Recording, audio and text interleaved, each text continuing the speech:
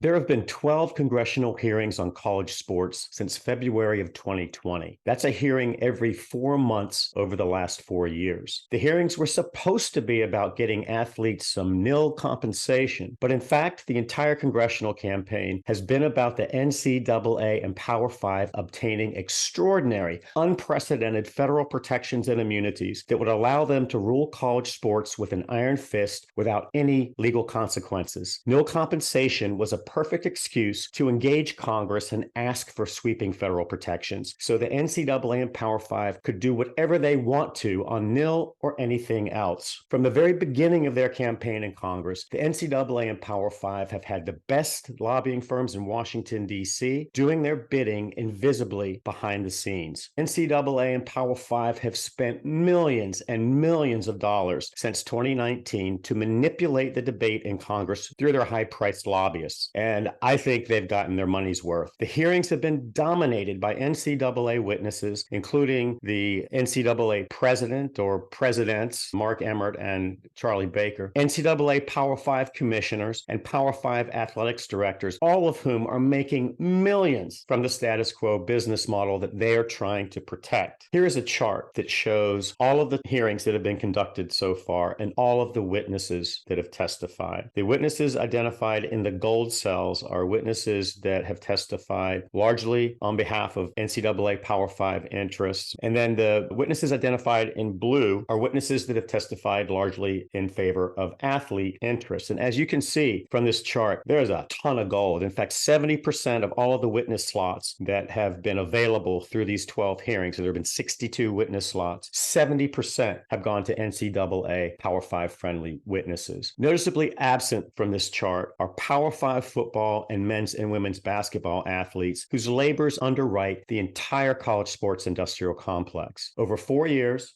12 hearings, 30 hours of testimony, and 62 witness slots, only one Power Five profit athlete has testified. The hearings have been orchestrated by NCAA and Power Five lobbyists to create the illusion of consensus on Power Five and NCAA interests. A primary tactic to suggest consensus is through these stacked witness lists. Going down the panel, do you believe student athletes should be treated as employees, yes or no? No.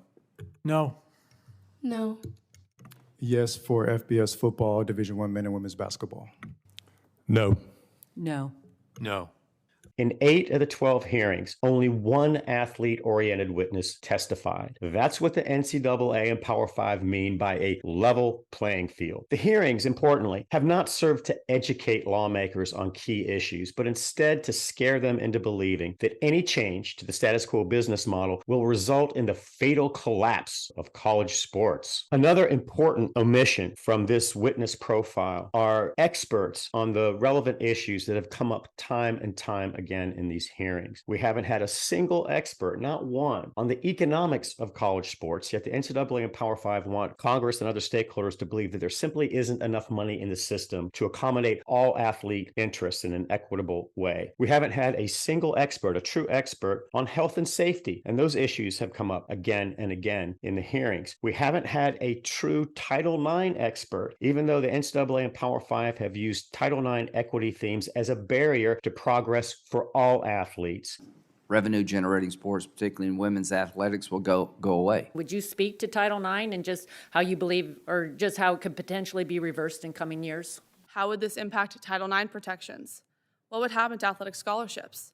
There are some real risks and impact potentially on women in college athletics. Significant Title IX implications threatening generations of hard-fought progress in women's sports. As we celebrate 50 years of Title IX, then I'm really worried about women's sports. And we haven't had a single witness from any federal administrative agency that has exercised jurisdiction over college sports or who could exercise jurisdiction over college sports. We haven't had an expert from the National Labor Relations Board. We haven't had an expert from the Department of Education's Office of Civil Rights, which is responsible for Title IX compliance. We haven't had an expert witness from the DOJ's antitrust division, and antitrust issues come up again and again because the NCAA and Power Five are seeking antitrust immunity. Washington, D.C. is teeming with agency experts. You can't walk a block without bumping into a dozen of them. And the omission of that expertise is purposeful. The NCAA and Power Five want to lean into the mythology of college sports, not the reality of it through the lens of real experts. To add insult to injury, the NCAA and Power Five pay their lobbyists from revenue generated by athletes themselves. So in a very real sense, the athletes who are the target of this federal legislation are paying for the weapons that are being used against them. Follow DYK for more.